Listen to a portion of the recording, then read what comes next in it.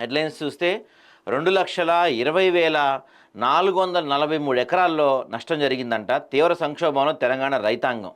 చాలా చాలా చాలా భారీ ఎత్తున నష్టం అనమాట. ఇది చరిత్రలో కనీవిని ఎరుగని నష్టం అనమాట ఇది. దాంతోపాటుగా ఇక జంటసాలయాలకు జంట పోటెత్తిన వరద. గేట్లు ఎత్తడంతో మూసిలోకి భారీగా వరద నీరు. పలు మార్గాల్లో రాకపోకలు కూడా నిలిచిపోయినాయి. అన్ని డ్యాములు ఏవైతే తెలంగాణలో అన్ని వాటర్ ప్రాజెక్టులు కూడా వాటర్తో నిండు కుండలాగా కనపడతా ఉన్నాయి. ఇక కొత్త జడ్జీల ప్రమాణ స్వీకారం. సుప్రీం జడ్జీలుగా జస్టిస్ అరాదే, జస్టిస్ పంచోలీలు నూతన జడ్జీలతో ప్రమాణం చేయించిన చీఫ్ జస్టిస్.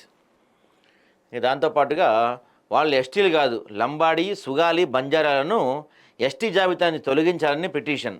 విచారణ చేపట్టిన సుప్రీం కేంద్ర రాష్ట్రాలకు నోటీసులు జారీ చేశారు. ఇక ఈ రోజు నుంచి కేసీఆర్ అసెంబ్లీకి వస్తారా రారా? కేసీఆర్ గైర్హాజరైతే సమాధానం చెప్పలేక దూరం ఉన్నారు అని ప్రభుత్వం హైకోర్టుకు నివేదించే అవకాశం కూడా ఉంది. దాని తర్వాత మేము చర్యలు తీసుకుంటామని చెప్పే పరిస్థితి కూడా ఉందన్నమాట. దాని తర్వాత గిరెస్టులు కూడా ఉండే అవకాశం ఉంది. మరి చూడాలి ఏం జరుగుద్దో. ఉత్తరాఖండ్లో మరో క్లౌడ్ బరస్ట్ అంట. కుండపోత వర్షాలతో పలు గ్రామాలు అతలాకుతలం.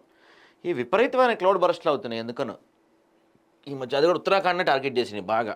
జిఎస్టీ రేట్ రేషనైజేషన్పై, రెవెన్యూపై ప్రభావంతో రాష్ట్రాలు బలపడితేనే దేశం పటిష్టంగా ఉంటుంది. జీఎస్టీ నష్టాలు కేంద్రమే ప్రత్యామ్నాయం చూడాలి. తెలంగాణ డిప్యూటీ సీఎం బట్టి విక్రమార్క గారు చెప్తున్నారు. ఇక వాళ్ళ నుంచి అసెంబ్లీ సమావేశాలు స్టార్ట్ కాబోతున్నాయి. దాంట్లో ప్రధానంగా కాళేశ్వరం, ఇంకా 42% బీసీ రిజర్వేషన్లపై చర్చ జరగబోతుంది ప్రధానంగా. సో గణపతి ఉత్సవాల వేళ భద్రత కట్టుదిట్టం. ఇండిపెండెంట్ ఎమ్మెల్యేగా హాజరు కాబోతున్న రాజాసింగ్ అంట. ఇక్కడ ఇంకోటి నాకు డౌటు, ఇంతవరకు చరిత్రలో ఎప్పుడైనా గణపతి నవరాత్రిలో ఇప్పుడు అసెంబ్లీ సమావేశాలు జరిగాయా?